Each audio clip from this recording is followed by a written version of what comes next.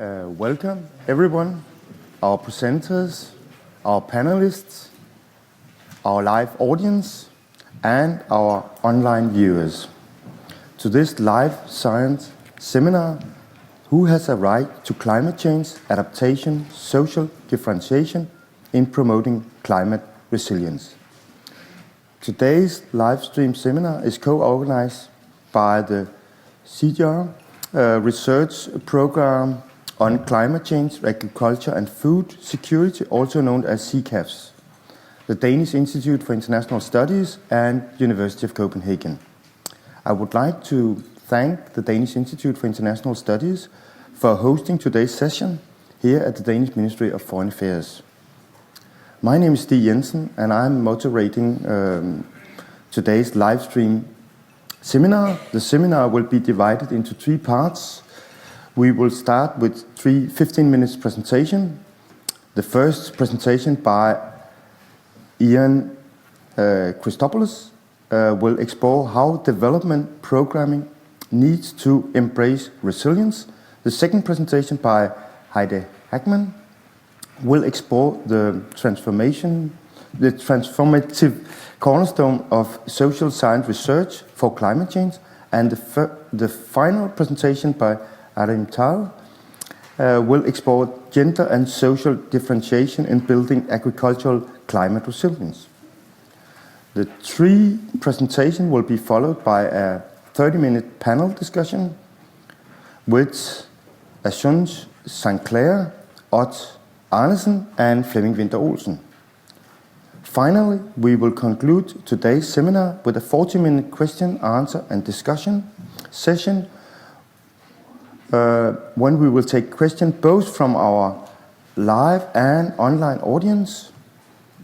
During the seminar, online viewers can type in questions and comments via the chat on CCAF's live stream webpage. The chat windows is found below the browser. We will strongly encourage you to debate online on the presentation and the panel topics. We will make sure to reflect the questions and the debate for everybody in the audience. If you experience a bad video quality or if the video image freezes, try to refresh your page. You can also write in the chat window if you experience problem, which our technical team will try to sort out in the best way. To begin, I would like to introduce our first presentation entitled Resilience from Whom? In Swedish Development Programming by Ian Christopoulos. He is a senior researcher in the National Resource and Poverty Research Unit at the Danish Institute for International Studies. He's also worked as consultant and evaluators for the Swedish International Development Cooperation Agency, the World Bank, and various UN agencies. His key interest is in the capacity of enhancement and institutional change issues in relation to agricultural service and the changing landscape of risk. Ian, the floor is yours. I will be talking today about a review I did as part of a process that Swedish Development Cooperation is undergoing of looking at what they should be doing now and in the future around the topic of resilience, whatever that might mean. It was a very open-ended review to take a look generally at Swedish programming. And it involved noting quite often that resilience has entered the discourse largely as a catchword for the time being. It's something that's thrown into a lot of program documents. But when I spoke with different program officers and tried to decipher what the term means, I quickly recognized that a lot of people are confused about what it implies for their work. And of most concern, there so far isn't a whole lot of content. There's a lot of programming that makes vague reference to resilience, but in terms of what Sida is doing now, it's hard to see really what the results are of the work and where it's going. There's also a bit of a pushback, and I think this is important to think about in understanding how people are accepting the new demands of climate change adaptation. People are complaining when I tried to ask about their results. They complained, oh, we've already got to show results on gender, we're supposed to show results on human rights, we're supposed to show results on everything. We can't show results on yet another topic. And this is something that needs to be taken into account. Finally, in general, when I was discussing with people at Sida, I brought up the academic discourse on resilience, which at this point has been dominated to a fairly large extent about debates over what resilience means, what is the definition of it. And I find that development practitioners don't find that very useful. They're worried still about issues of how do we link humanitarian and development programming, how do we do anything about this? And there is right now a pretty big gap between the academic discourse and what practitioners are worried about. The basic challenges around bringing in resilience is a real concern in development cooperation is that much of the discourse around resilience focuses on resilience as an issue of systems, ecosystems in particular, whereas development cooperation is or should be about the people within the systems. And this is, I think, really the link between some of the critique that's coming out these days around the resilience concept and the concerns about development cooperation. Another basic problem is that resilience shows that we cannot assume that results will be predictable. Resilience is more or less of an acknowledgement of the complexity of development processes, the need to take into consideration climate uncertainty, climate variability. And a big question is, can a development agency deal with that? If a program officer proposes a program where they admit that there's a very large likelihood that this program won't achieve its goals because it's of the uncertainty and variability that is around, will they ever get it funded? Will they get it approved by headquarters? Can one break out of this linear development mode? And this is related to the issue that I'll come back to of, can it fit into the results agenda? In Denmark, it's not quite as strong, but in Sweden, in the UK, in many development agencies, everything is about results these days. It's about defining results, it's about achieving results, and if you cannot make clear how you're going to do it, you've got big problems. And right now, resilience is not an issue that it's easy to talk about results around. And the next issue that I'll come back to in a second is, can it be combined with human rights-based approaches? If it's about systems and not people, and rights is about people, can we combine it with human rights?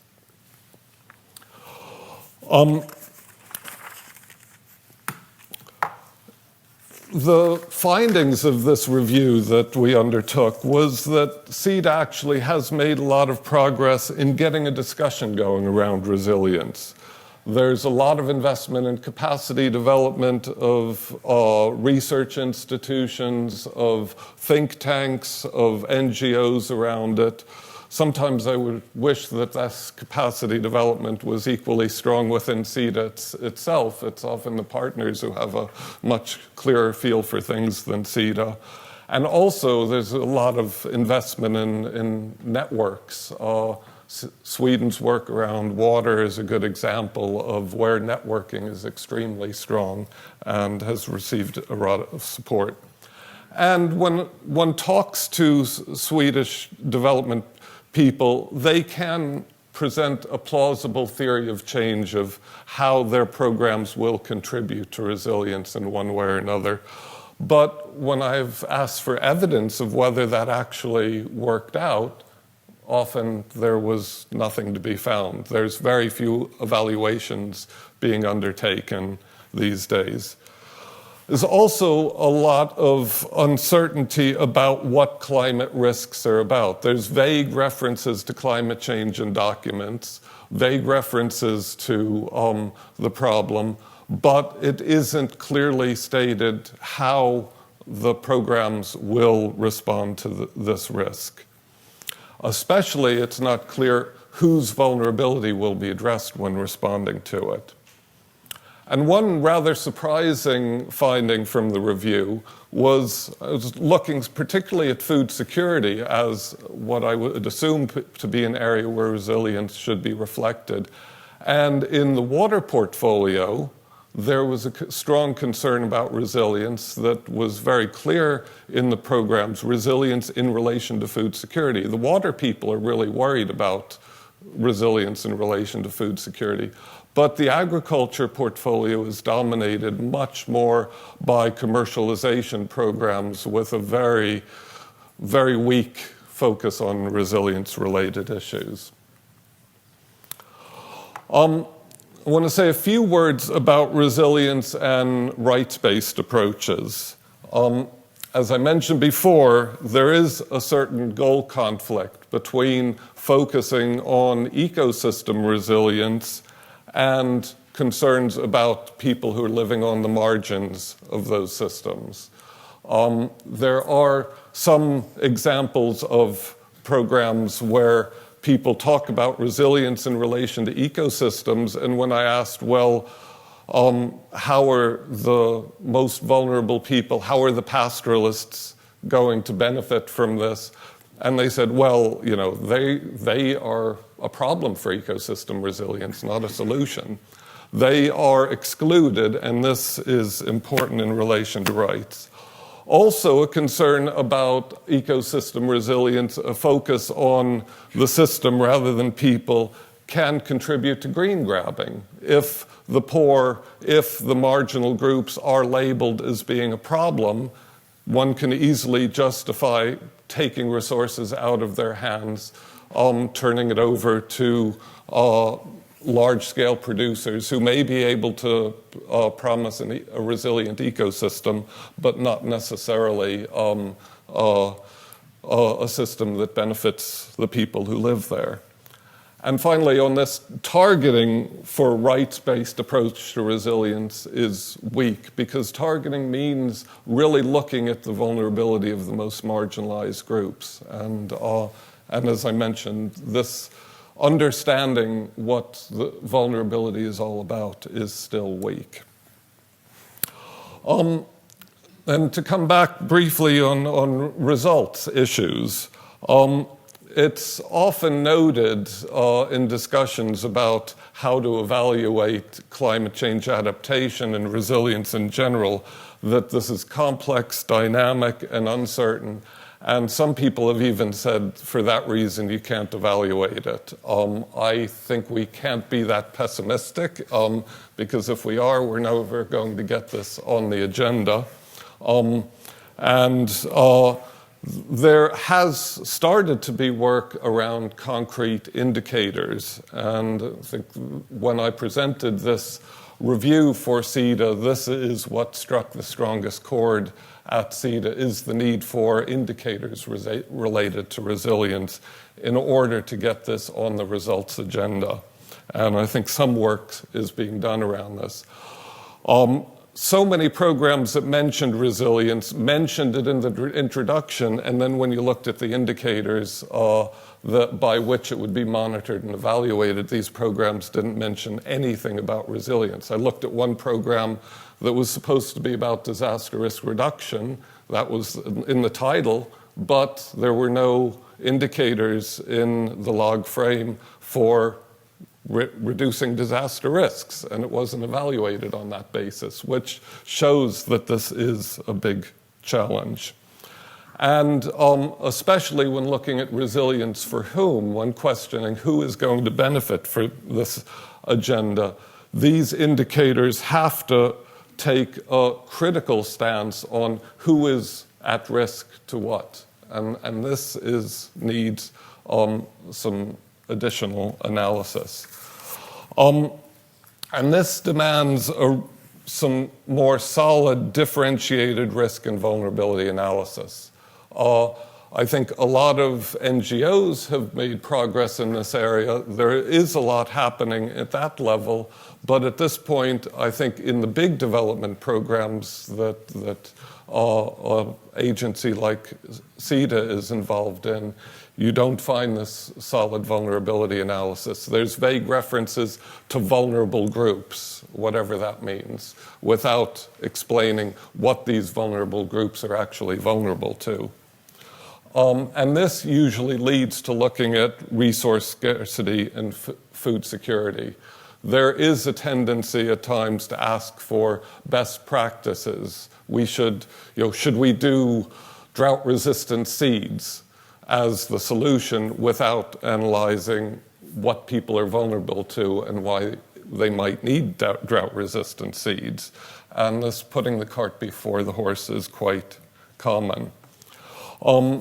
And this involves developing adaptive capacities of working with capacity issues and not jumping ahead with infrastructure and other adaptive actions before this analysis has been done.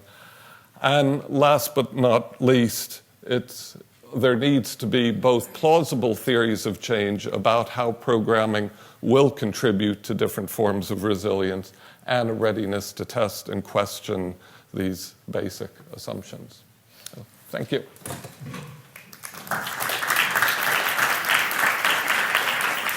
Thank you very much. I would like to introduce our second presentation, entitled A New Science of Climate Change, the Transformative Cornerstone of Social Science Research by Heike Hackman. Heike is director of the International Social Science Council. Heike has worked as science policymaker, researcher and consultant in the Netherlands, Germany, the UK and South Africa.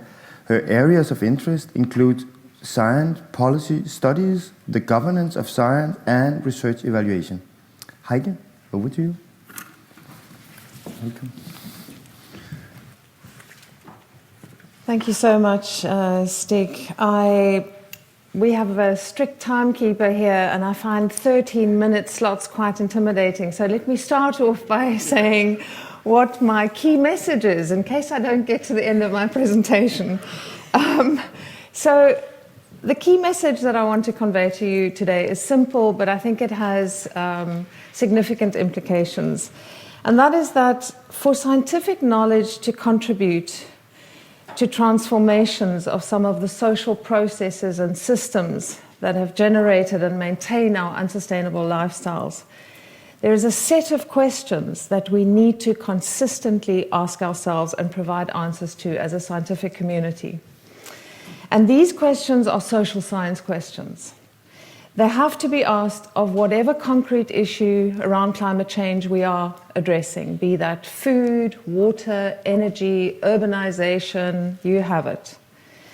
They have, in other words, to be part of how we frame our research. They have to be embedded in the research that we design. And that framing, if we can do that, is one of the key aspects of what I think will lead to a new science of climate change. So that's my key message, and now I'll go back and start the story from the beginning. Okay, so turning this the wrong way around. All right, so if you look at recent international developments in setting new agendas, visioning the future of global environmental change, climate change challenges, a consistent message that is coming out of initiatives like Future Earth, which is a new 10-year programs set up by ICSU, ISSC, UNESCO, UNEP, the World Meteorological Organization, and the United Nations University. The consistent message is that if we want our knowledge to be more useful, to lead to more robust policy making and implementation, sustainable implementation of policy, then business as usual is no longer an option. We need new ways of producing knowledge, and we need new ways of making sure that it is used. And the kind of catchphrase for this is that we need integrated research. Now, integrated research has several dimensions. The most critical, I think the three most critical being cross-disciplinarity, so bringing together the disciplines, but also working with so-called stakeholders or users of research. And I think a forgotten element of integration is that we need to work in a truly global manner, bringing together multiple socio-geographic perspectives, but also conceptual and methodological tools and approaches and understandings from different parts of the world. I think it's safe to say, though, that in the current emphasis on integrated research, the focus has fallen most sharply on how do we bring the social sciences on board. And the message to the social science community in the last 3-4 years of developing new initiatives at the international level has been consistently, we need more social science, we need better social science. But the question is, what kind of social science? What is it that the social sciences bring uniquely to integrated climate change research? And this is what the ISSC, with the support of Swedish Sida, has set out about 18 months ago to answer these questions. And what we discovered is that in talking to social scientists, we really did a global process of consultation, talking to scientists, social scientists, bringing them together in agenda-setting workshops. We soon realized that, of course, whoever you have in the room depends then on what kind of thematic agenda you get. If you get different social scientists in the room, you get a different list of what the concrete priority areas might be. But throughout those discussions, what we realized is that there is a consistent concern of a set of issues, the set of questions that we call the transformative cornerstones of social science research, that are asked regardless of whether the concrete issue is food security, water, energy, etc., etc. The transformative cornerstones are regarded as lenses for understanding climate change as social processes that are embedded in social systems, both past and present. They are tools for helping us to rethink the shape and future course of those systems. And we call them transformative because they work together to contest the processes, the social processes referred to, and to inform action for deliberate, and one should add, deliberative transformation. So what are the cornerstones? 6 sets of questions. First one, what the social sciences do and do really well is unpack historical and contextual complexities. This has to do with distinguishing different yet connected stresses and drivers of climate change and understanding the interdependencies of people's vulnerability to a spectrum of risks and social crises. It's also about dealing with differences across different geographical contexts, but more than that, across professional contexts, personal contexts, issues like gender, race matter in these discussions. The second cornerstone is what we call consequences. Here, the task for the social sciences is to really unpack and to identify unfolding and actual threats and impacts across different groups and regions in the world, and particularly vulnerable communities, poor communities. Identifying alongside the work of planetary boundaries, where are the social boundaries, where are the social tipping points, and what kind of safe operating space can we identify between those two? A third one, and I think probably in terms of what the natural science community looks towards the social science community most often for, is to understand what are the conditions and visions for change. Here we deal with big questions about individual and collective behavioral change. There tends to be a lot of focus on how can we make individuals change their attitudes and behavior, but it's also about changing social practices and the systems and processes within which they are embedded. There are questions here about how do we speed up and scale up processes of change? How do we move from the level of individual change to institutional and systemic levels of change? And very importantly, there are questions about how do we go about building consensus on what are the possibilities, what directions for change, whose ideas about change count, whose knowledge of processes of change is most determinate. When does talk about change become politically and culturally unacceptable?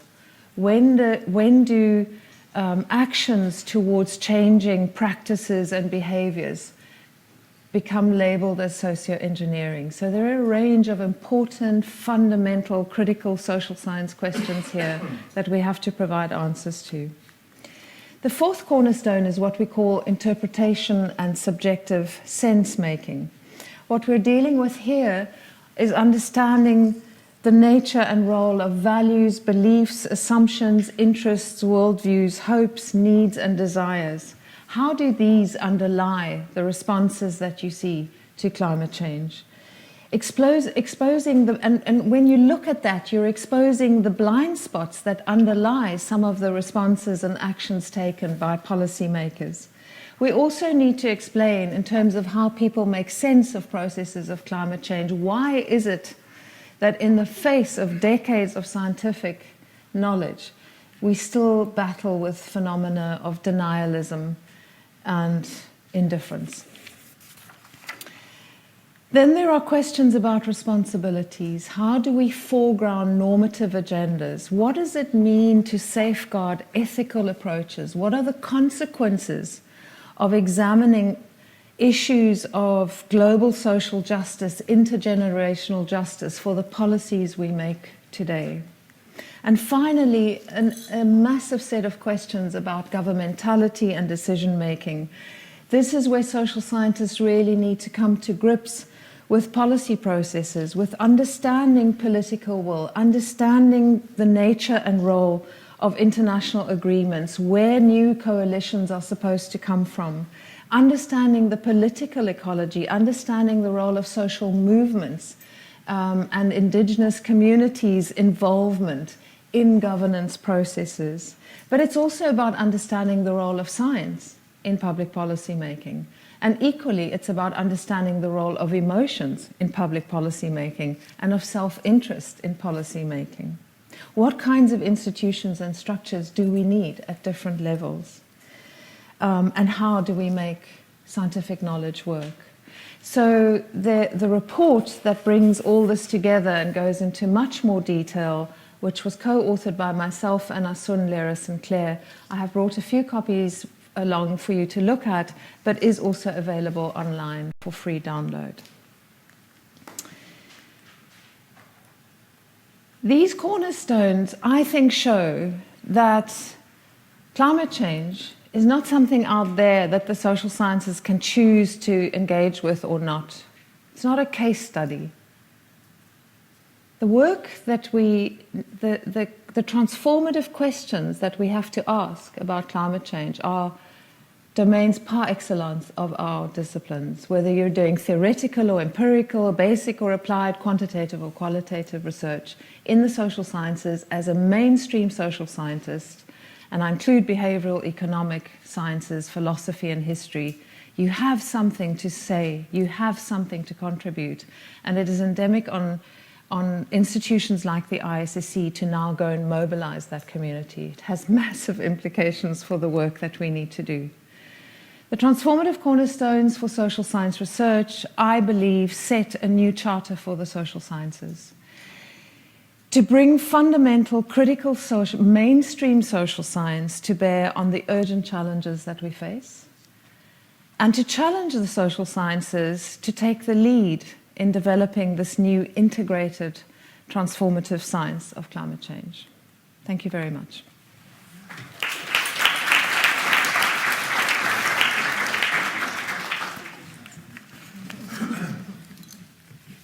Thank you very much.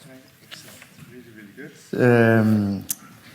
I would like to introduce our third presentation entitled Gender, Social Differentiation in Building Agricultural Climate Resilience.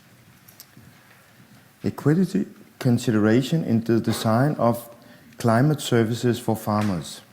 Arim Tal is a climate service scientist at CCAFS. She has previously worked as a research consultant for the International Institute for Applied System Analysis, the Red Cross, the World Meteorological Organization, the United Nations Development Program, and a lot of other places. Her interest areas include identifying gender-specific needs in climate transformation, advisory services, disaster risk management, and capacity enhancement. Aram, please. Thank you. Thank you very much. It's actually, let's start this one. Yeah. Good morning, everyone. Thank you very much for having me as part of this distinguished panel speaking today. I'll use a ploy that Heike employed because the 13 minutes is daunting. And today what I'd like to do is share a few lessons from frontier research, which has, in practice, tried to address equity challenges in providing and designing climate services that are at the service of farmers in the context of Africa.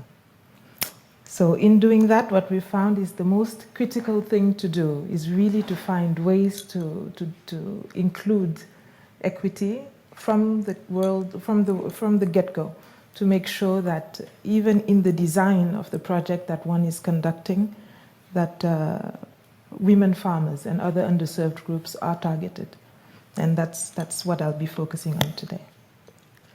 So first off, the case for climate information services. Why do they matter in the adaptation agenda? They matter because climate information empowers farmers to anticipate and to manage risks at the farm level. That's the postulate. If you take the example of a seasonal forecast, when a farmer receives this information, she can select cultivars based on it. She can purchase appropriate seeds. She can make decisions to stay in agriculture for the season or out, or send kids out on a rural exodus for that season if the outlook is not very auspicious. If you go down the scales, looking at a decadal forecast, a 10-day forecast, for instance, that enables a farmer to anticipate wet or dry spells and figure out if during that period rainfall is going to be forthcoming or is likely.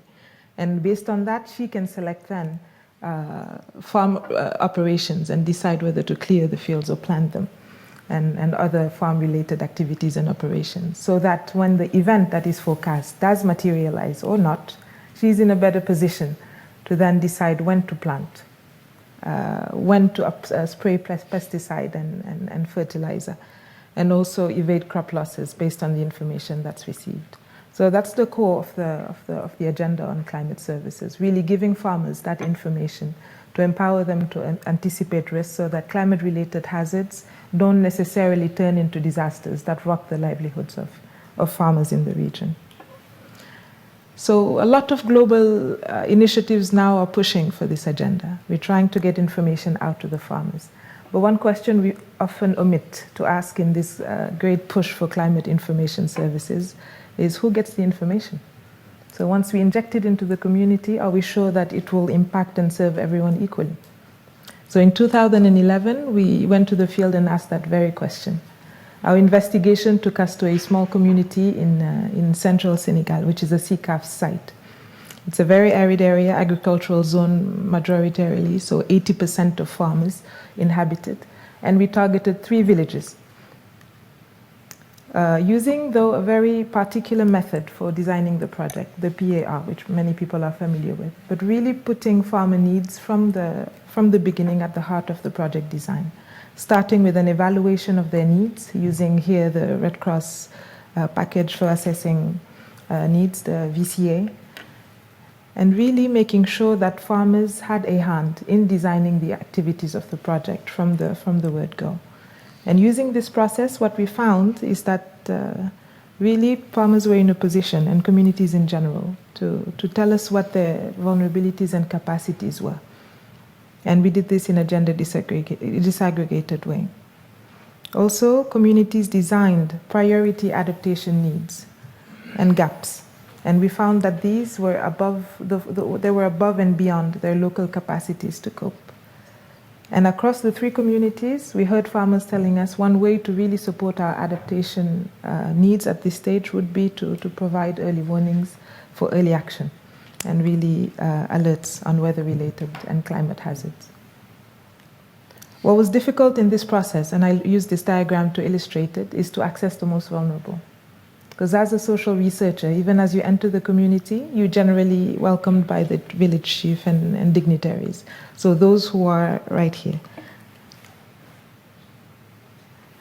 who have power and who have privilege. Now the difficulty is seeing and even meeting those people that are down here, those that have least power and least privilege. And those people, though, are the ones that we need to make sure that we do reach if we are trying to design a project that will address their needs. We then moved on to have a workshop, which brought the target representatives from the communities with the providers of the science, in this instance, climate scientists, forecasters, and agricultural researchers. It was a 3-day process which really brought them into each other's space, and the result was magical. We saw that through interaction, the two communities of practice could understand one another. And on the one hand, you had the scientists really opening their eyes to the needs of local communities when it came to climate services. And on the other hand, you had farmers understand the limits which forecasters also faced in their work to provide climate information, which was downscaled and useful to meet their decision-making priorities. Then we started with rolling out the project. And information that was downscaled and relevant to meet the pre-identified needs of those farmers started to get from the National Met Service of Senegal to the 3 target communities we had identified. So here it's noteworthy that not only was the seasonal forecast rolled out, which is the general product that leaves the Met Service to come to village level, but on top of it also mid-range and short-range forecasts were produced for farmers, which was a big novelty. And here I can't stress enough the importance that the workshop had to really build that interaction and build trust and understanding of the forecast products for farmer use. I show here a small schematic of one of the games we used during that workshop to just illustrate a basic principle in climate forecasting, which is that the closer you get to the target, then the better you're able to really show the product is closer to needs and get the probabilities right. We used a number of other ploys to get farmers to understand and make use of information. One of them was the early warning, early action game. And this one here was one to show how in one radius, these are the 3 communities, you can have different climate at a given time, different weather at a given time. So all these really ploys exist today to bring forecasters and farmers into one space of understanding where information can be made use of. So what did we find? Moving along. We found that really there were gender differentials in climate change vulnerability and coping capacities. In the 3 communities where we worked, we found that men and women had different roles to be expected. Women primarily were responsible for the caring of the young, for cooking and house chores and collecting water, fodder, and also for farming. Hard labor during the rainy season was shared by both sexes. Now, what was really different with climate change, notably, is that there was an increased drudgery that resulted from harsher farming conditions and also dwindling incomes for family care. This is due to large part because of the control of the means of production by the men across all the 3 communities where we worked. We found that men really owned the carts, the horses and donkeys, the government seeds, and the cash from sales, which are really the main key inputs to production in this village. So women were left with really not much in terms of cash flow. And with climate change making farming conditions more difficult in the 3 communities, then we saw that the area and space for women, socioeconomic, productivity was really shrinking. As a result, women were exposed to heightened exposure, heightened shortfalls from early season cessation. And here we heard something we'd never heard before, at least which is eye-opening to someone in climate science, that forecasts for cessation of the season were more important to women than forecasts for onset.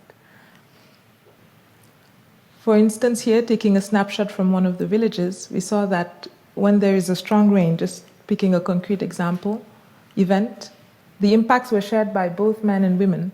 However, here, we see that women resort to different coping mechanisms than men do.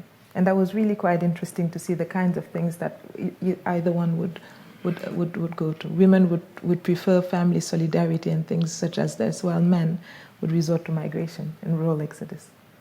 So just interesting snapshots. But really all of them illustrate that gender is really quite a cross-cutting issue, which brings in different aspects of the basic gender inequality within the community, which really interplays with who does what within the community, who owns what, who's responsible for what. And all those factors intersect to place the rural women in a much more vulnerable position when climate change hits the community, leading us to think whether there's a gender trap, really entrenching women's vulnerability to climate change. Our second largest finding is that you can access the most vulnerable, and you can access women, notably, using specific communication channels, such as SMS, which is the new reality of the farmer of the 21st century. If you want to reach him or her, you've got to have the message passed through an SMS. Everyone owns a cell phone. Through rural radio, through forecast bulletins that are spread across strategic outposts within the community. At the mosque, that was one we found that was interesting.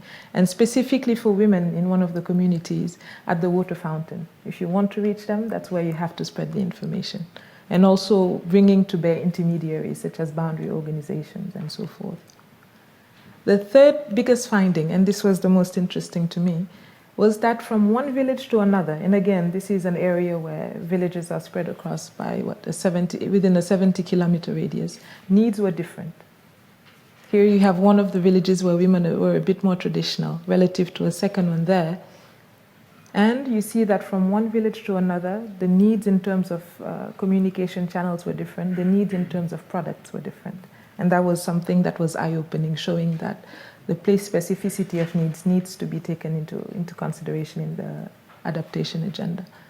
Yet, despite all these challenges, the large-scale plans for adaptation, notably the NAPAS, don't take into consideration any of these very context-specific realities of adaptation needs.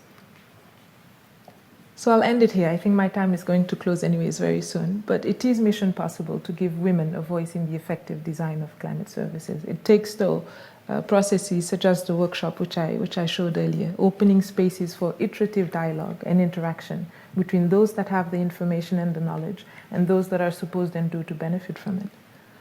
The participatory action research model was key to identifying what really needs were at the community level and also capturing innovation at the local level. For instance, the forecast bulletin boards were completely proposed by the community.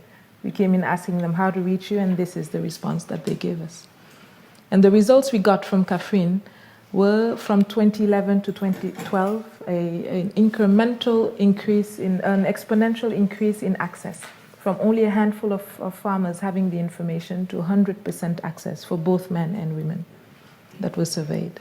So all stakeholders spoke to a demonstrated usefulness of the information that was received. It was useful, and it was in addition to traditional sources of forecast information that they had.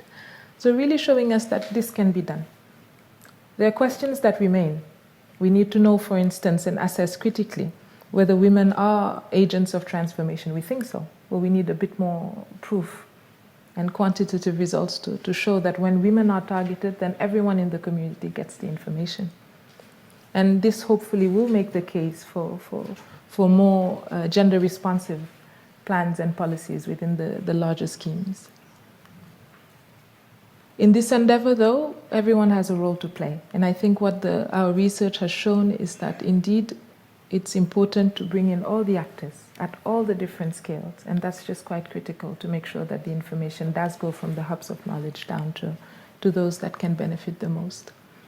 So CCAFS is intent to make sure that more of such climate services gets to the farmers that need it, both men and women. And between now and 2015, we'll be working really hard to make sure that these information gets scaled up and reach the most vulnerable of farmers wherever that they may be.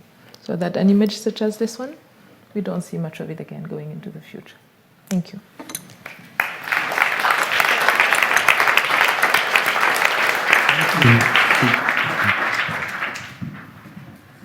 Thank you, Irene. Super. Now we're moving into the panel discussion, and I would like to introduce the three panelists. Our first panelist is Assunz Sinclair from CICERO, Center for International Climate and Environmental Research in Oslo. Assunz is also Associated Senior Researcher at the Christian Michelsen Institute.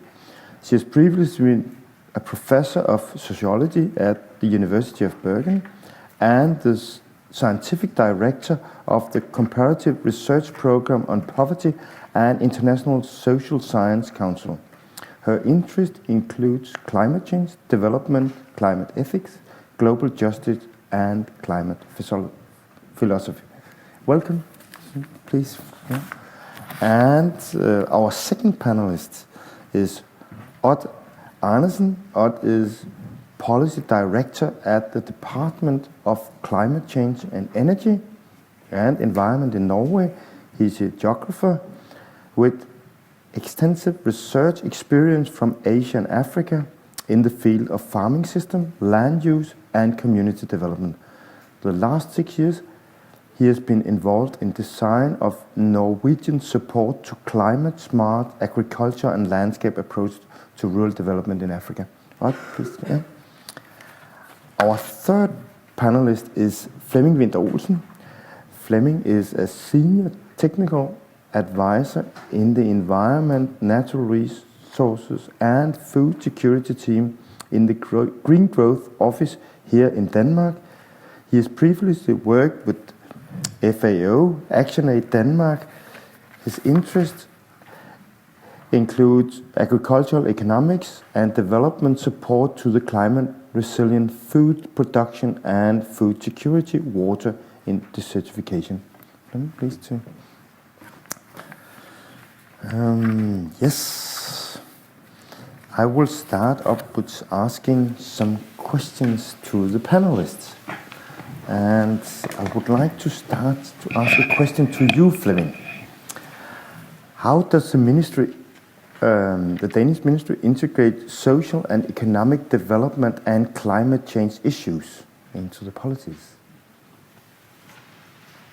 Thank you very much, and thank you for the invitation. Obviously, it's a very huge question, and I think we have heard from the panel this morning that one of the big challenges is when you start integrating more elements into your development discourse, it becomes more complicated. Last year, Denmark approved a new development strategy which very clearly says that poverty must be fought with human rights and economic growth. So the starting point in our development cooperation is that human rights issues must be integrated in all levels of program planning and implementation. And I think the biggest challenge, if I should mention one of the big challenges, is that we are all operating with institutions of yesterday. And especially in many of the countries where we are working, we are still struggling with a silo approach, which is a big challenge when it comes to integrating, like we heard one of the panel this morning, social aspects and technical aspects that are, and let alone some of the technical aspects like forestry, like water, like agriculture, like environment, that are all based in different line ministries that do not necessarily speak to each other. So that is the big challenge, and we have our own limitations as well as donors. In Denmark, we are lucky in the sense that, for instance, humanitarian assistance and development assistance is in the same ministry, on the same floor. But other countries, it is in two different ministries. So on that resilience agenda to link those, it is also a challenge. But to conclude, our big challenge is that we are not yet having the institutions ready to implement this integrated approach. Thank you very much, Flemming. I think we should continue along the same line and then sort of ask Odd about how has climate change affected the Norwegian Ministry of Policies in relation to agricultural development? Can you sort of answer that question? Yes, good morning. Also, thank you for inviting me to this interesting discussion. It's very timely since the Norwegian government just recently, I think it's 1 month ago, presented its new strategy for food security in a climate perspective.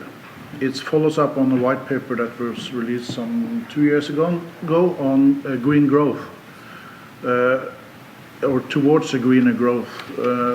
And that white paper had 3 pillars. One on preserving forests, especially on the REDD+ agenda. Then there was one pillar on access to energy and sustainable energy. And there was a third pillar, which at that time was perhaps the weakest one when it came to funding, which was on food security and agriculture. With the new strategy, that agenda has been uplifted, but funding-wise, coming from agriculture, unfortunately, not to the same level as the 2 other pillars. But it has a special place in the sense that the 2 other pillars are mostly on mitigation. You can say there are also adaptation issues there. And this reflects most of the donors' investments in climate. I think, I don't have the latest figures, but let's say an 80-20 division, 80% of climate aid going to mitigation, 20% or less going to adaptation. So this new strategy is supposed then to increase the focus on adaptation. But not only that, and that's sort of the, what shall I say, a mixed blessing for agriculture, in the sense that the synergetic qualities of agriculture is often put forward as a good reason for investing in it. It's a driver of change when it comes to bioenergy, both negatively and positively, but also when it comes to forestry. So it's a very sort of multi-purpose investment when it comes to agriculture. But the climate smart agriculture part of it has been highlighted, and it's especially then focusing on a climate partnership with Africa and African institutions to support this agenda.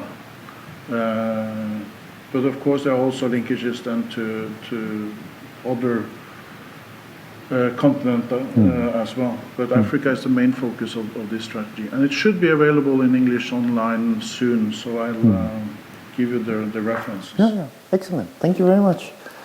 Asunta, I would like to ask you a question. There's plenty of talks about rights within the sort of the development community.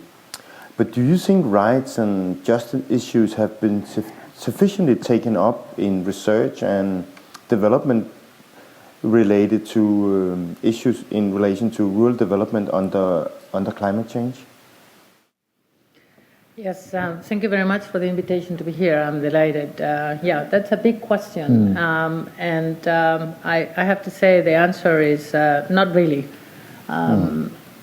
We have had a lot of talk about rights-based development, rights-based poverty reduction, and there is it's been some advances in the implementation process of that.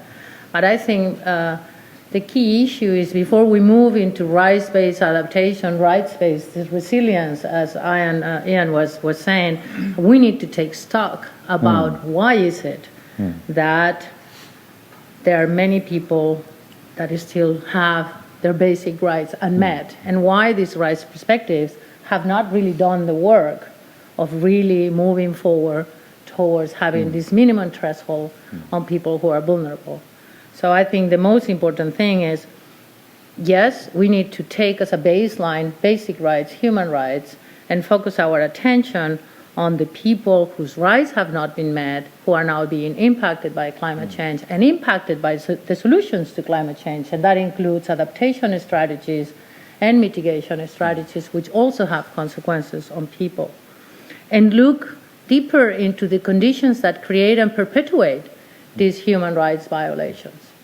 And from the perspective of research, and to connect a little bit the dots with the presentations that we heard earlier, I think that Heide mentioned one of the cornerstones is responsibilities and foregrounding normative agendas. As I was listening to this yet again, I realized that in order to really answer the question of looking into the conditions that create and perpetuate vulnerabilities, socio-ecological vulnerabilities, both, we need to address the critical cornerstones, but all of them. You need to ask questions about context, histories, decision-making, and so on. And that is not being done. The rights talk remains some sort of like an outer layer, and we don't dig deeper. And there has been all sorts of, and I've been part of these processes in debate with multilateral organizations and donors. Well, you know, this takes you into the territory of politics. This takes you into a territory that is very difficult for the development agencies to go. But I think it takes us to the territory of the work that is being done outside the aid bureaucracies in order to really address that. And I think it's very widely recognized that aid alone cannot address these issues. And I think that as we try to now move into the world of resilience and adaptation, we need to recognize still more that this is a larger job. So that's basically my answer. Thank you. I know you have partly sort of answered this question, but I would like to ask you this question, all of you. What needs to be done to move the discussion from being about what should be done about climate change to one where the diverse effects on people come into focus? Could you start with sort of... Yes, I started actually answering this. I mean, in order to have the diverse plurality and context, you need to have these integrated research agendas that have been presented both by Heide but also by Aram, in the sense that you need complex interaction between and across the disciplines, right? But also complex interaction about the whole idea of what science is and the co-design and co-production. So we need to work much closer to the development agencies rather than being, usually the social scientists come in as evaluating the work of the agencies. We need to come in a lot earlier in order to be able to carry on this type of work. If I speak to the climate services, which is, I think, a wonderful opportunity where you see that idea of knowledge in action, that's how the original report is actually called, the Global Framework of Climate Services. The idea is not only the co-production of climate services, but I'm working with the notion of the co-production of climate and development services, and it's a two-way directionality, right, to the users and from the users. But at the same time, I would like to say that we need to move forward to what happens with that climate information once it is in the hands of people, because farmers may get very clearly the message that they need to plant another crop, but don't have entitlement and access to that. So we need to move forward into what is the end state of our question, so to speak, and be more holistic. And this complicates things, but I think it's doable with a new way of understanding science, but also a very different understanding of the relationship between science and action, especially and in particular with development agencies. Thank you. Let me use the example of the recent program we are now developing in the Horn of Africa, which has all the elements of resilience and lack of same and critical food security conditions. And I think that what we are trying to do here is nothing new in the sense that we have always understood that if we do not address these challenges in an integrated way, we're not going to resolve them. I mean, some of the senior members in this room has worked as far back as decades when we talked about integrated rural development. We didn't succeed very much in those days because we did not have the institutional framework to do it. But the concept has not changed. It was right then and it's right today. What we are trying to do in the Horn of Africa is to make sure that we identify all the relevant stakeholders and bring them on board in a relevant framework. And that includes private sector, it includes civil society, it includes pastoralists, and of course it includes public institutions and government agencies.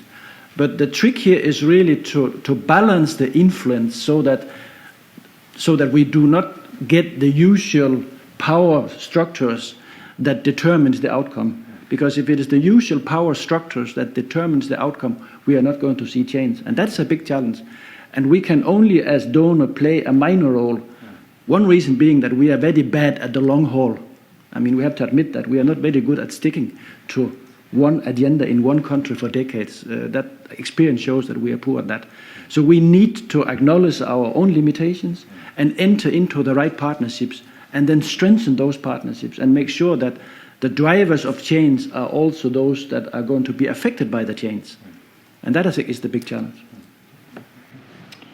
Yeah, I wonder if I should be a bit provocative here. Yeah, it could be. Yeah. Since everybody is happy with what's being said.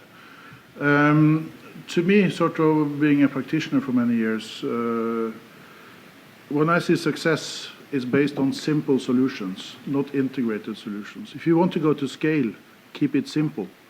And I think when you listen to the whole setting here, of reaching the most marginal, yes, that's what development aid is about.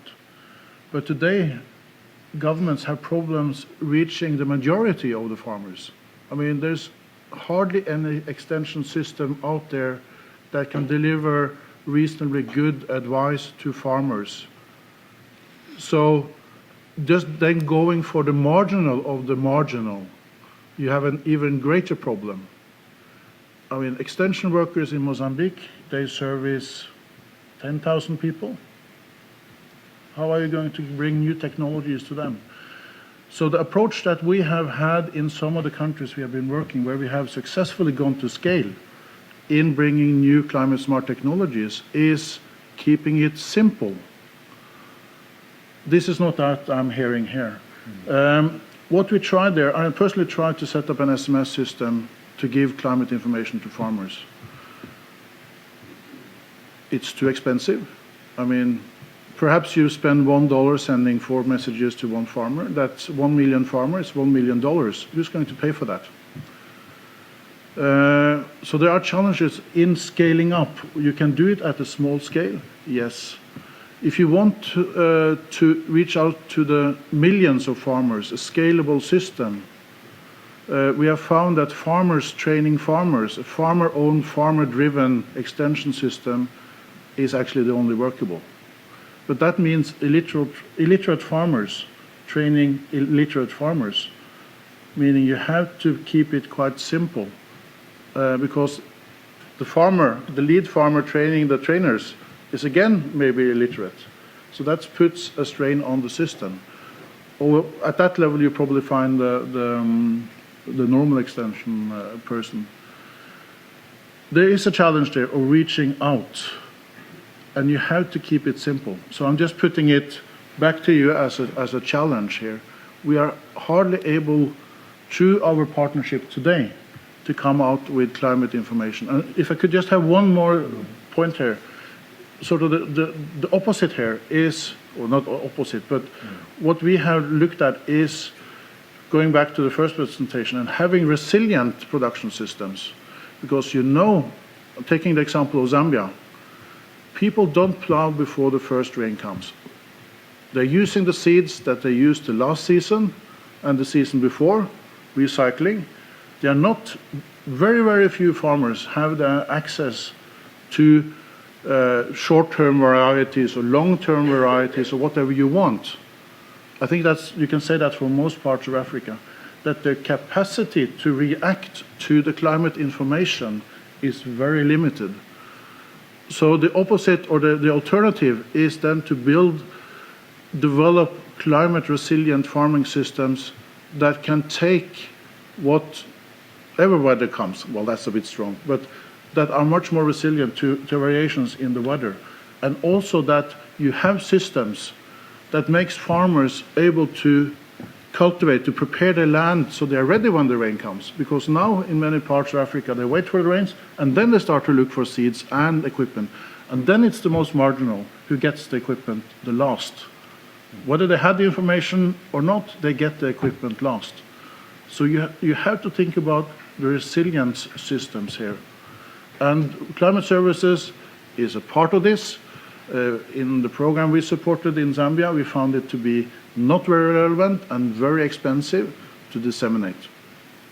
That was sort of a bit of a provocative. No, but I think there's an interesting thing here, because what you're also saying here is we need maybe more to look at a bottom-up approach. We need to look what is actually the condition in the rural areas in Africa and find out how to work with these things. At the same time, what we see is also the politicians have their sort of strategies. Now it's sort of a right-based approach. Sort of in Denmark, we are sort of working with that. Previously, it was sort of it was issues about the role of the private sector. So we have sort of different thinking here and different systems that are working not necessarily together. But how can we put that in this climate discussion? I think it's very, very interesting. So first, Flemming, you would like to sort of feed in a little bit to what Odd said, and maybe you could also elaborate a little bit about these things about bottom up, top down, seen from your position in the ministry. And then also, Asuncion, if you can, yeah, first. Yes, thank you. Just one thing that came to mind when we're talking about keeping it simple. Of course, that is true when it comes to implementation. We need to do that. But there are many opportunities, and one opportunity that has certainly not been utilized so far is to start bottom up right from school level. I mean, most African countries are still educating their children out of agriculture, out of food production, not into food production. I remember when we did our big program in Uganda, the director of the Teachers College was saying that in academic and research terms, food production is a punishment. Because when we misbehaved in class, we were sent to the school garden with a hoe. So my perception as a child of farming was a punishment. And we need to change that. Because if he comes out of school or she comes out of school with that perception, extension service can do very little. So that's just to say that one area where we need this integration, that is to integrate all what we are talking about into curriculum right from day one in primary schools. And would you say something about this thing about bottom up, top down, and how to work with these things? Because also what we learned from Aram's presentation is also the whole issue of, we learned something from this case here. How are we actually able to cope with these things within our own system where we have these broad strategies and policies? I think one of the experience when we talk about learning, lessons learned are very difficult. And again, coming back to institutional capacity to absorb, analyze, and make use of lessons learned. And again, we have traditionally from the NAPAS side been investing, I would not say heavily, but substantial in civil society organizations, farmer organizations, user groups.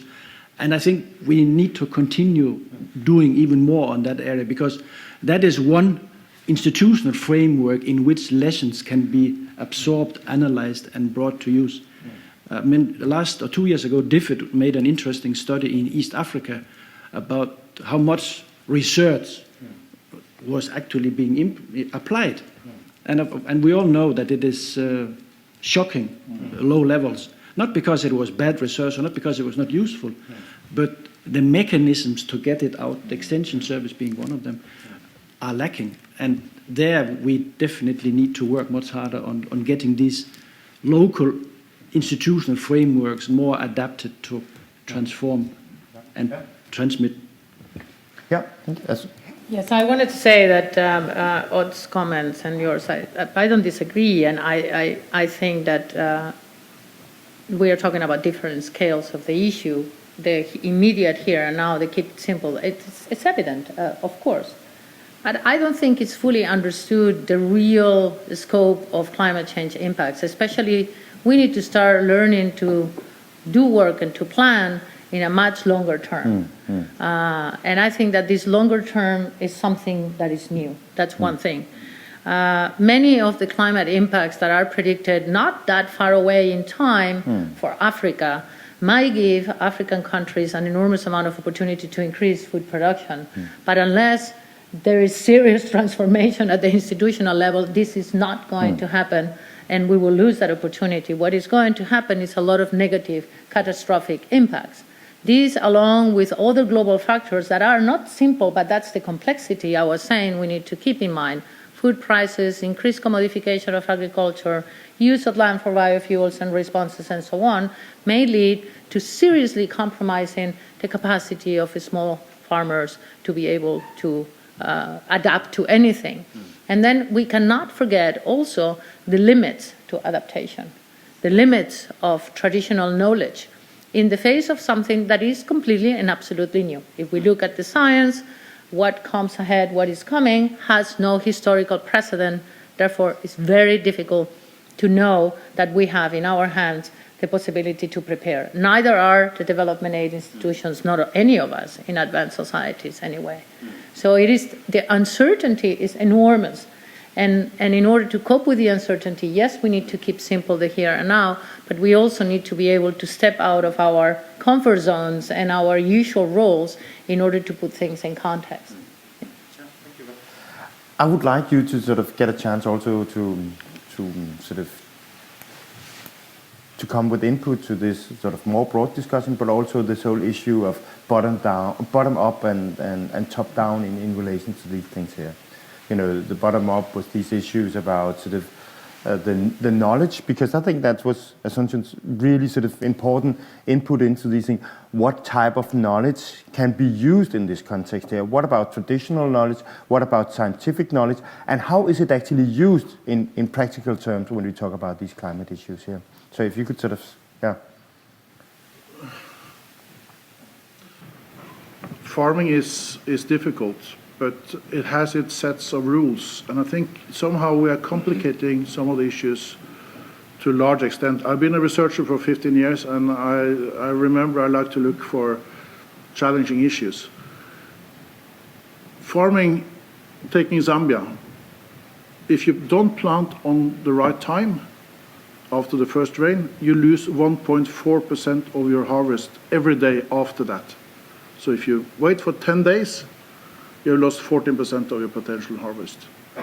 That's not rocket science. Yeah, if you plant, but farmers are always planting late, and there are a number of reasons for that, which I'm not going into here. It might be government is always late with the fertilizer subsidy, so they are planting 30 days delayed. I mean, they would be better off if they planted on the right planting date. Spacing, everything, it's precision. These are simple things. You don't need PhD candidates to do this. But we can't even do that. We can't even get the seeds that were cultivated, refined 20 years ago out to the farmers. But still we are trying to find the perfect seed. There are some basic issues here that we are missing, which doesn't really need complicated research. It needs action.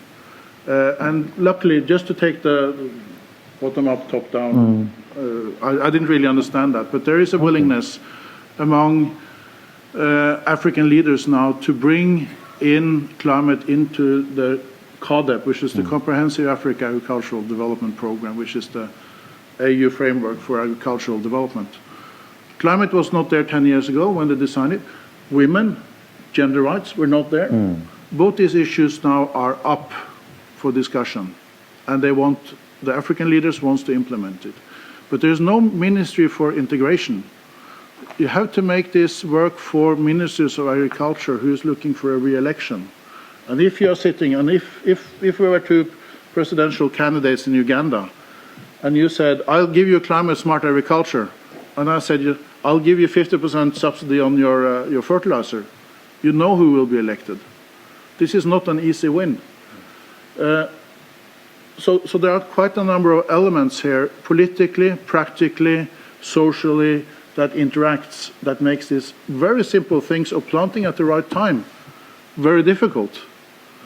But sort of ending on a positive note, and that is when we see change, it's very often women who makes the change. Against, and I hate this word, odds, against all odds. Odds are nice guys, like me. But when we see change, it's very often coming from women, trying out new technologies that make sense for the soil and for their labor burden. So the problem here is also the social structure and how to do it. And there are dilemmas here which we can't, there's not always a win-win. I've got really tough resistance from a gender team from Sida that came and looked at the program we supported, and also from NORAD. And this is a challenge to me. I don't know the solution.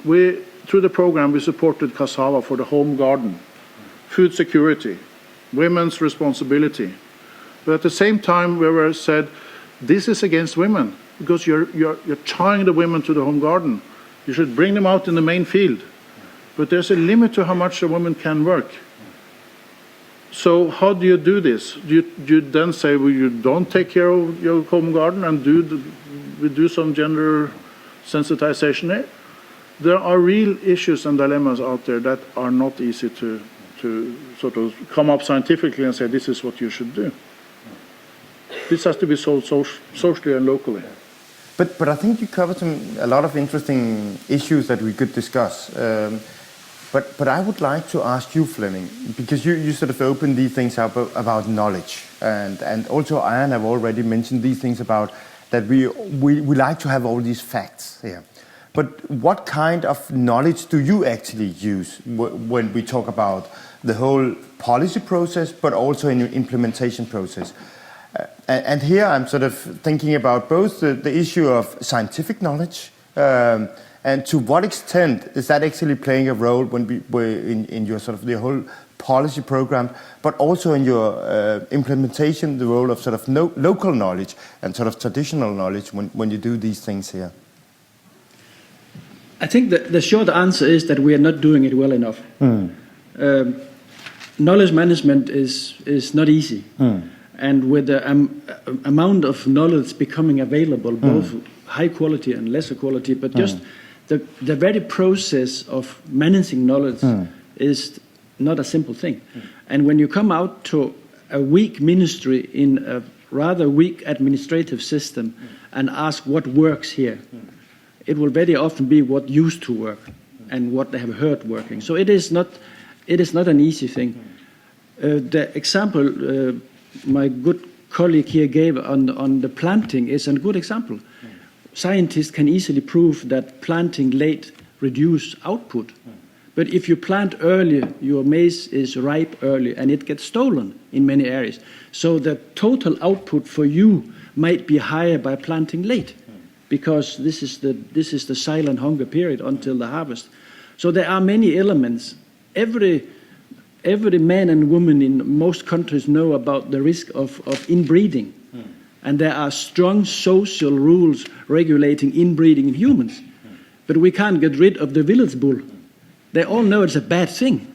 But how socially institutional to organize themselves out of getting rid of these bulls that just roam around?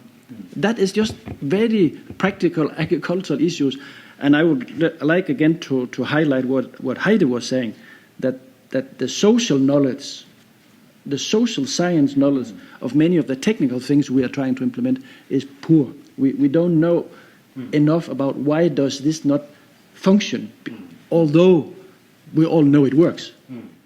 I think it's a very important point, and I think it was also. But if we then continue a little bit to you, Atsunsen, when we talk about the sort of the social impact here, and also the implication in the social context, we have heard from around how there's a difference in how gender actually react to these things.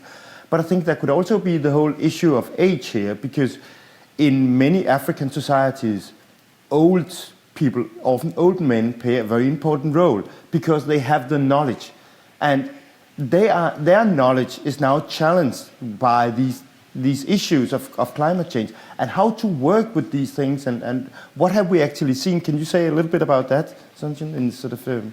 Yes, and also, but I also want to, maybe we can continue using the metaphor of the fact about, planting at the right time, and I agree with that, at some point you don't need many PhDs, and sometimes researchers complicate things, but some researchers don't, and some researchers are extremely needed, and especially now planting at the right time is a moving target that is going to require a lot of things. It's going to require precisely being able to understand the natural sciences information, and at the same time being able to understand the social science research questions that Heidi presented.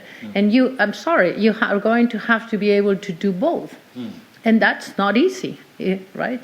And what is most important is not only that the expatriates and the aid institutions and the foreign researchers need to be able to do that, it's also the education and knowledge systems in the countries themselves that need to have the capacity.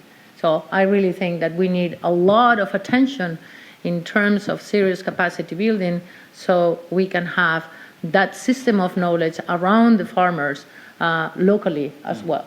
So the question of indigenous knowledge is very interesting because here, and we had recently the Secretary General of WMO in Oslo actually last week, and he was saying, well, indigenous knowledge may not be that good anymore precisely because the climate is changing to a way to an extent and to patterns that have no historical precedent.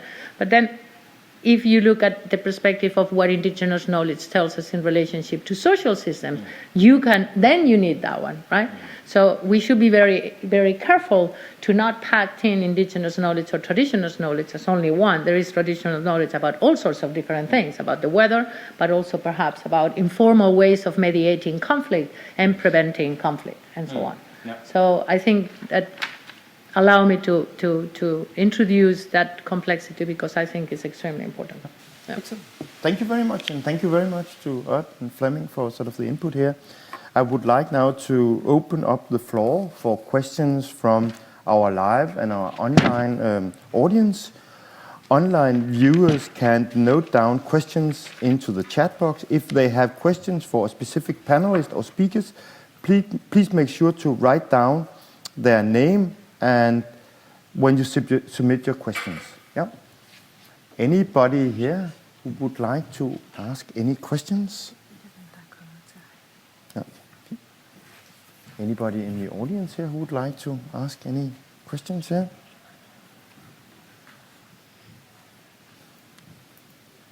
Yeah, Ryan?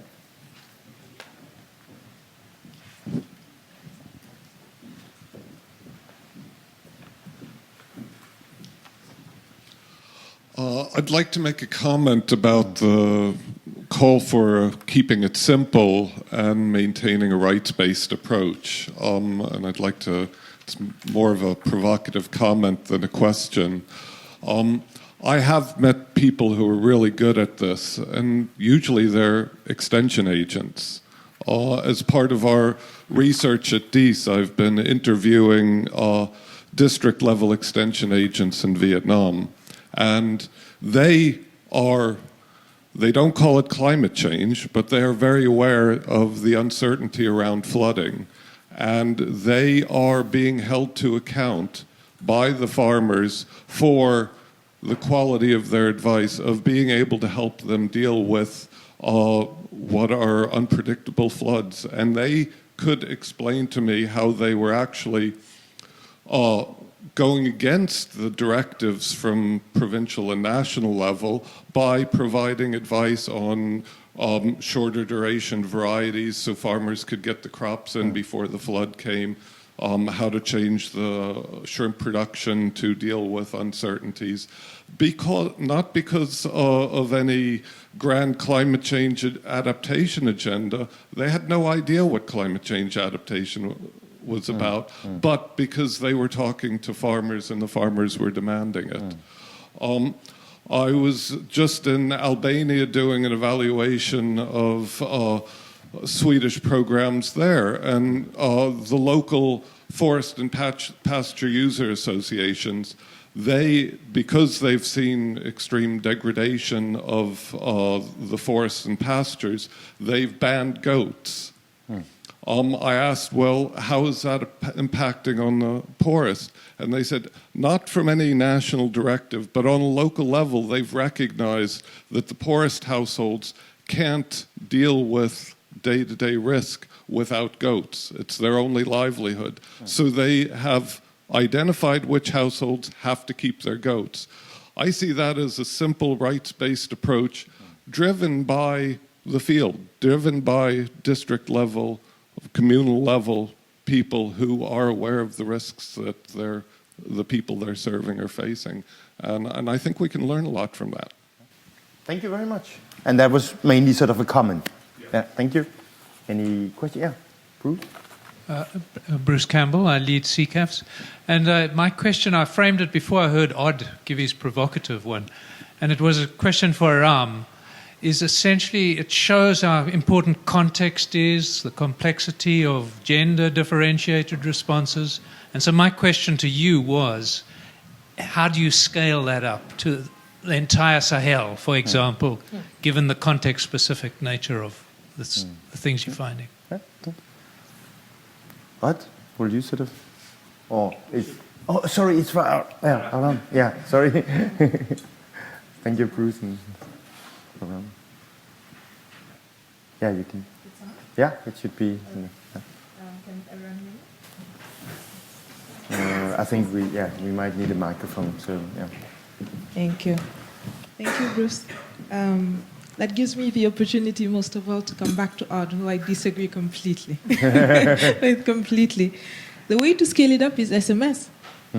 We've seen it, and CCAFS has led studies reviewing about 8 good practices going on across the continent and South Asia as well, and SMS is the way forward. Farmers have cell phones, more than 1 or 2 sometimes, and the way to reach millions of farmers at once is SMS. I don't have the numbers with me, unfortunately, but I'll be sure to email them to you. And it's cheap. It's possible bringing in different partnerships. We've done it working with the MTNs and Oranges, so basically the mobile service providers, making sure that it works. And to us, it's the most effective way at this stage to reach farmers with simple information. Now, there's one trick there. It doesn't work for all types of climate information services.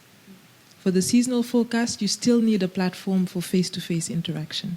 So that part, we're still working on how to scale it up at the seasonal scale, working through rural radio and other boundary organizations that can get the message out to farmers. But SMS is the way of the future, at least at this stage in our research. Something else I wanted to touch back on, compounding on the question, is the issue of planting, and agreeing with Asun that it's a moving target. So traditional agricultural advice and wisdom would have it that this is the right time to plant. Why aren't farmers adopting it? But it's a moving target indeed at the local level. And we feel as if we actually in the moving sands in many regards. But what we found also, good experience coming from the climate services work, is that when farmers interact with the forecasters, then the right time to plant is part of the advisories. And when the farmers trust that information, then they use it with improved yields as the consequence of it. So new tools, maybe not so simple, but gives us the opportunity to address old rural development problems using new available tools and approaches. And I think it's to be adopted. We shouldn't be scared of it. Sometimes complexity is good. Thank you very much. Then we got a question for Heide from the sort of our online viewers. The need for interdisciplinarity in social science is undeniable. However, the incentive structures, however, we need to discuss the sort of the incentive structures in institutions to provide research doesn't always reflect this need. That is that academic departments worked in disciplinary silos, as you were sort of saying, Fleming. Researchers, PhD students are placed in individualized tracks that do not promote collaboration. The result is multidisciplinary research, not interdisciplinary research. What steps can be taken to improve the institutional environment in promoting truly interdisciplinary research? And that's from Chase Sova from Oxford University.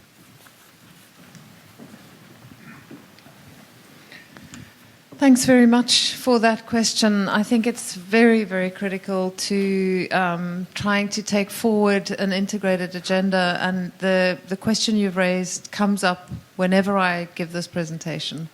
Yes, there are institutional barriers. There are little incentives for social scientists to work with natural scientists, let alone with other social scientists from other social science disciplines. There's a lack of funding for this kind of work. Career incentives don't exist to publish in the kinds of journals that are interested in this type of work. So there are enormous challenges. But there is, in the last 3 or 4 years that we've been working in this field and on this issue, I am starting to see signs of hope.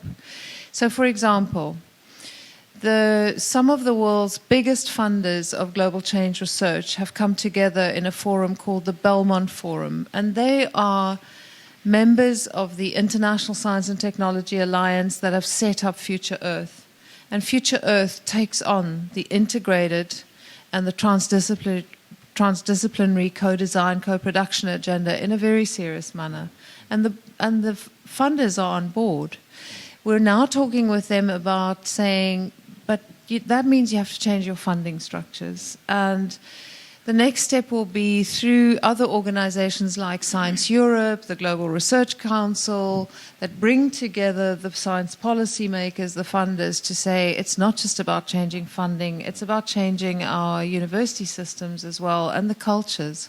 This is like the work of bringing in the social sciences, bringing global change to the heart of the social sciences. This is long-term work we're talking about. But the message I'd like to convey is that I do see signs of change, and that's very encouraging, and those need to be supported. Thank you. Thank you. I just want to follow a little bit up on these things because, as mentioned, you've been written much about sort of transformative approaches. What are some of the sort of the key elements in such an approach? Just linking up to these things here that Heike is sort of talking about. Well, that's a big question. I mean, I think the theme of transformation is coming up very strongly in the field of climate change. But I mean, it means all sorts of things, right? It means a type of change that goes beyond incremental change. Within adaptation, you see a lot of people now making examples and differentiations between incremental adaptation, right, which is more slowly sort of climbing up towards something, versus transformative. But I think the way in which I like to use it, and it's actually framing the cornerstones, is to convey two things. First of all, we cannot continue business as usual, neither in terms of the concept of development, right? I mean, you need to question basic things like, are we really developed when we are destroying the planet and jeopardizing the rights of future generations in the first place, right? So we need to change and transform the way in which we think about quality of life, well-being, and development in the first place, and then these dichotomies between the North and the South. So there is much to be transformed.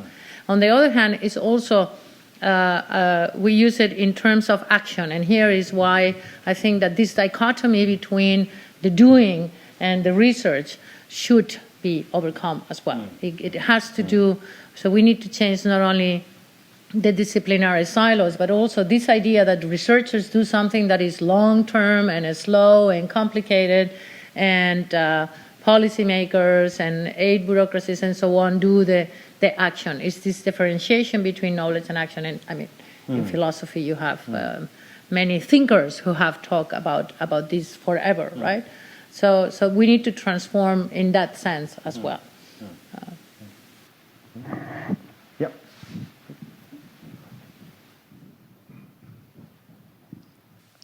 Sri Skandaraja is my name, Swedish University of Agricultural Sciences in Uppsala. Listening to the questions and issues discussed this morning, and we are focusing on agricultural development in the South, but all of these are equally relevant and are being discussed in agriculture right here in the North, and at least in one circle that this gets discussed is under the umbrella of farming systems research, which is now an old idea which came out of Sida promoted work in the South. It came from there to the North, and in the European sense, we had a conference here in Denmark this summer. But that label, that umbrella, has kind of subsided in donor work in the South. And I think there's opportunity there for some of the things that Heide was talking about, which is all being practiced in a lot of cases right across now, combining all of that. Is that knowledge, that body of knowledge, gone into your considerations, Heide, in the way you formulated the cornerstones, or and also a plea for looking at that from another era, but the lessons and the concepts and applications are still as valid for today's wicked problems. Thank you. I'm not sure that I can answer your question directly, but just to say that the way in which we developed this was to try and bring together and interview people from across the world, social scientists who are working in different areas of global environmental change, climate change. But we also explicitly went to those who have never labeled their work as such. And to say, to tap into what they see as being the fundamental social science contributions. What the community has done very well in the last 30 years through programs like the International Human Dimensions Program has been to bring some social science to the global environmental change domain. But what we need to do now is bring global change, climate change, to the social sciences. And that's so we covered both communities. Thank you. Esben? Thanks. Is this on? Esben Friis Hansen, I'm a researcher. I'm not sure it's working. I'm a researcher at DIIS, working with climate change adaptation in Uganda. I was struck by one thing Odd said about what is adaptation. Is it really just a question of information and about planting at the right time? Surely farmers are very confused on when to plant because you have these drought spells after the first rain and you have a lot of risk. Or is it more the entire system that needs to become more resilient, as Odd said? And isn't there quite severe limits to climate change information services? And I see much more the solutions being local and institutional in terms of changing this. And it's a doubting task for where I'm working in Torochi in Uganda. There is a change of trying to change the system to be more reliant on rainfall. And that has been done by shifting away from the cotton and the annual crops towards perennial fruit trees, towards early season varieties which can beat the drought, towards more reliance on breeding within animals, small stock. Improved goats and chicken and so on. It's much more complex if you want to have the whole system become less reliant on rainfall. And the solution there, I find much more to do with downward accountability structures of the institutions, to have a more demand-driven advisory services, to build up the institutions which were never built during the modernization era. Thanks. Or do you want to sort of add something to what since I agree, but if I could pose a question to the social sciences side. I'm a geographer, by the way, so I feel home in both camps.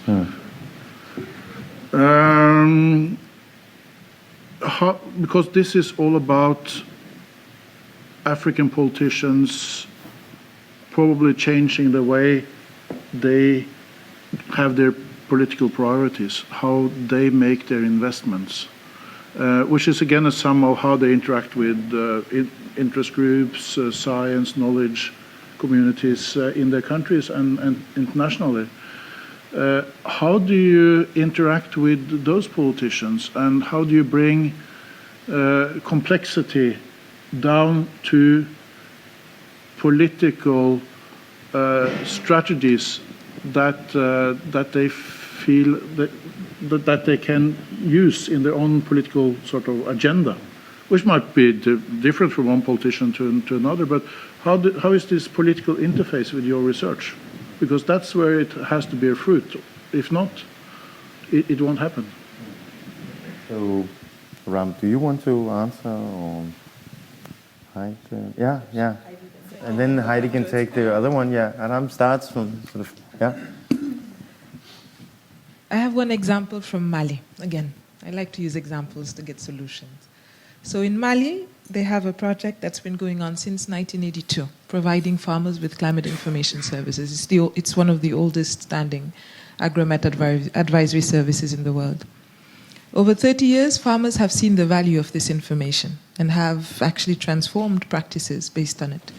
So one day on a tour, on one of his rural tours, the president speaks out to farmers and asks them, so what are we doing right? What can we change? And farmers come to the president and the parliamentary group that were following him around and tell them, one thing that we really do see as useful is this information that we get from your National Met Service. That was enough to trigger a process of budgetary increases to the National Met Service and really nationwide adoption of this program as a Mali program, which is still running now despite the ending of funding, which was from the Swiss back then. So to me, perhaps that's one way. Incentivizing political actors to take this seriously, to take rural development seriously, to take climate information service and adaptation in general seriously, is by building a demand base for it. And you do that by proving that it's useful and by making end users, in this case farmers, see the value of it. So perhaps that's one way. Another example that I've seen is the GFCS one, the Global Framework for Climate Services, which piloted just this past summer 3 experiences in Mali, Niger, and Burkina Faso.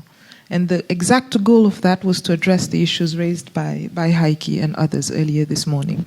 It was to build a national framework for climate services and really get things right and line institutions to identify farmer needs and address them in a concerted, integrative manner, which makes sure that the person sitting in the line Ministry of Agriculture works with the one in hydrology, in soil science, in plant protection, and the Met Service. It's not easy.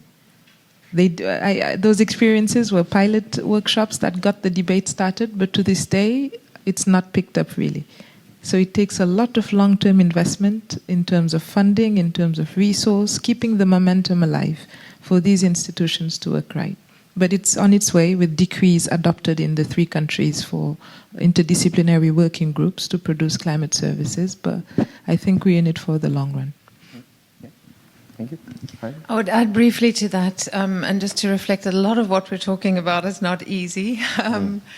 Obviously, again, you know, I think in terms of pragmatics, funding organizations, etc., and the typical approach here has been to say, you know, when you submit an application for funding, you have to say how it's going to be relevant to policymakers. And typically, it's the linear process where research does its thing, and then the information gets fed, sometimes in very creative ways, to policymakers. But in the field of science and technology studies, which is my own field, it's obvious and it's clear that regular interaction, not just between researchers and policymakers, but other stakeholders down to the level of farmers, and the approach of co-production, co-design of research is something that we need to experiment with. We need to have safe spaces for that experimentation. And Asun and I were talking earlier today, we need to start thinking about how we're going to evaluate those kinds of practices. We need to, everybody's talking about co-design, co-production, right? But we need to make sure that this is actually making a difference in terms of how knowledge is used. And I think we need to start thinking through how we move from, it's not just about co-production of knowledge, it's co-production of practice and co-production of policy. And it's difficult. It's a long-term process. We need to be on the ball. We need to evaluate. We need to see what works. And we need to recognize what doesn't work in that process as well. Yeah, thank you very much. Yes, please. Yes, I want to add other examples where one does this type and goes back to what type of conception of science, which we are not there yet, right? Very often, in order to have access to these policymakers, the best way to do so is to be coupled, so to speak, as part of a project that gives you access to the policymakers. And that means that the role of the researcher becomes something different as simply external research. That gives feedback to the donors and so on. So that is very important. Social sciences research not only have been very good all over the world trying to understand the non-linearity between science and policy, the usability of knowledge and framing and so on, as Heide says, but also addressing issues such as, for example, environmental policy integration, which is a field within political sciences that is in the process of being very used by the European Union today, precisely to be able to understand what prevents the different ministries from talking together when making these decisions. So that is a contribution that the social sciences can also have. The same as we do research now on the NAPS. The NAPS, if there is something that needs to be owned by the countries, is the NAPS. It's a policy process. It's not a donor-driven program that has to be evaluated with a log frame. And I think right there we have a lot of work to do in trying to identify in developing country context what are the existing institutional capacities for really putting the NAP guidelines that are being issued by the UNCCC into practice, and try to help and to do a lot of hands-on research, policy identification of how to create incentives for those institutional capabilities to be in place, because those institutional capacities are going to be absolutely important in order to protect the vulnerable from negative impacts, but also in order to take on the opportunities that climate change may bring, especially in the context of Africa, for increased food production in the first place. Thank you very much. Good point. I have one more question from our online viewers. It's Dr. Norman Quadir, Environment and Sustainability Consultant from the United Arab Emirates. Modification of education system, curriculum, involvement of nature, sustainability and agriculture into the main frame of education, as mentioned previously. Who will do it? How is this going to be done without multiple institutions being involved, like UNESCO, UNEP, FAO, universities, commission, ministries, etc.? Would that be a question for you, Heide? Or Give some information. Yeah. I can answer. Yeah, but yeah, just yeah. Okay, so as I said, I'm not sure I can. It's a critical question. The information I can share is that in designing Future Earth, which has been set up by this alliance that includes UNESCO, UNEP, and the science councils and the funders, by the way, education and capacity development is part of the mission for Future Earth, part of what Future Earth should be taking on board as a central function. And of course, having organizations like UNESCO with its big educational sector on board and fully committed to the success of Future Earth, that bodes well. But there's recognition within the design team that has designed the strategy for Future Earth that this is a massive undertaking that even organizations like UNESCO cannot fulfill on their own, but we need to work in partnership with others out there. But it's on the agenda. Yeah. First, for me.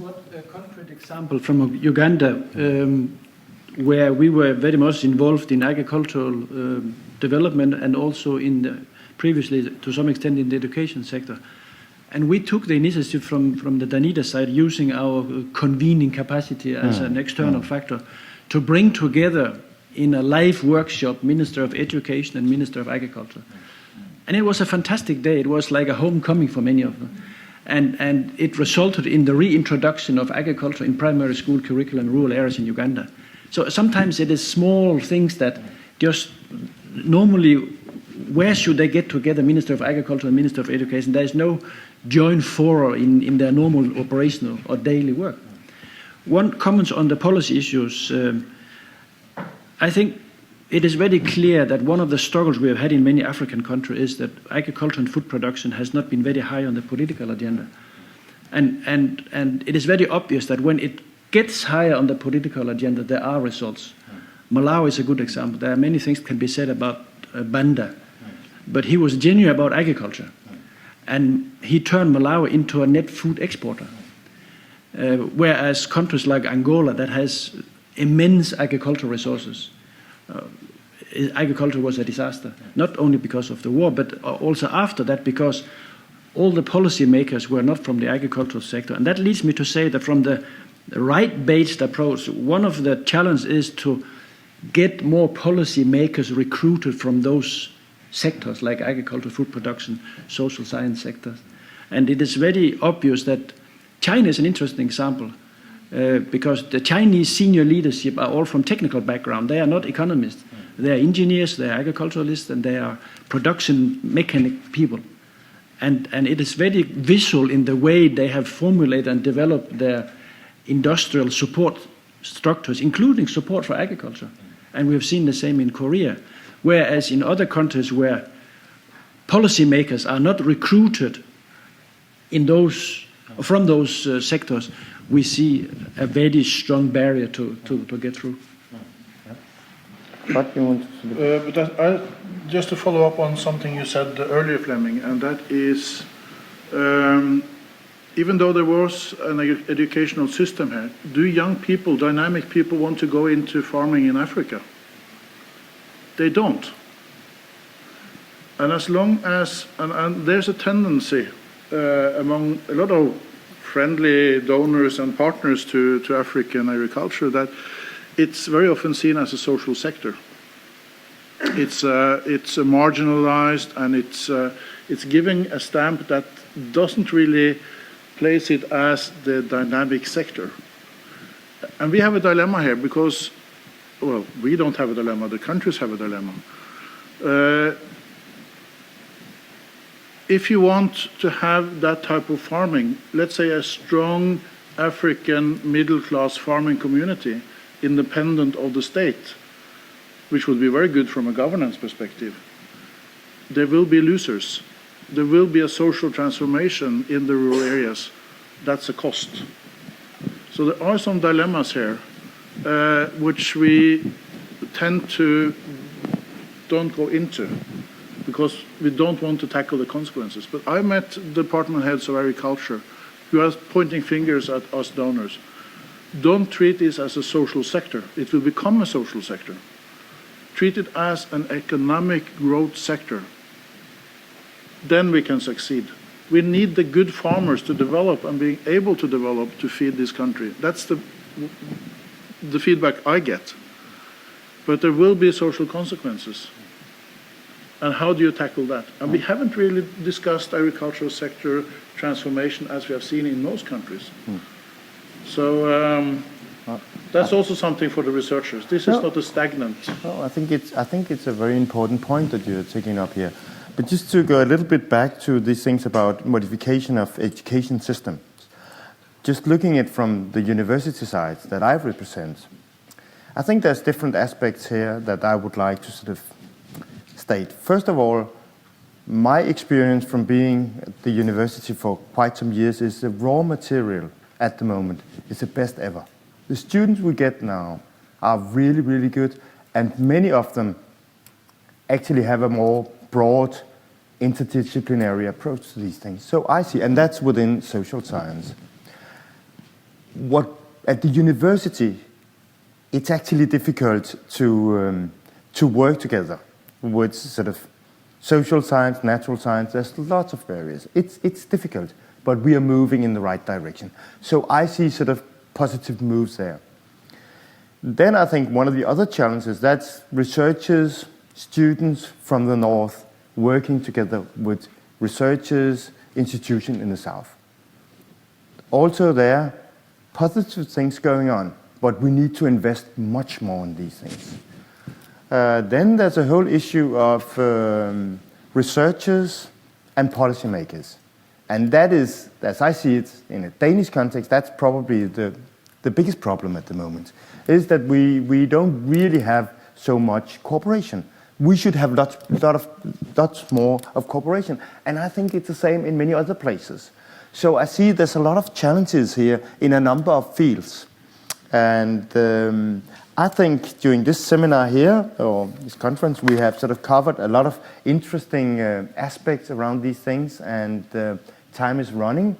So I would like, on behalf of CCAFS, the University of Copenhagen, the Danish Institute for International Studies, would like to thank the speakers, the panelists, for sort of a wonderful opportunities, people with different backgrounds to cover a lot of really interesting topics in relation to climate issues and share experience around these things. And I think we have covered some important questions here. And I would also like to thank all the participants for joining the discussion, and also to the sort of the online viewers. Thanks to you also. And I encourage all of you to continue the conversation both offline and online. So thank you very much. And then I would like to invite all of you to have a sandwich outside and continue the talk there. Thank you so much.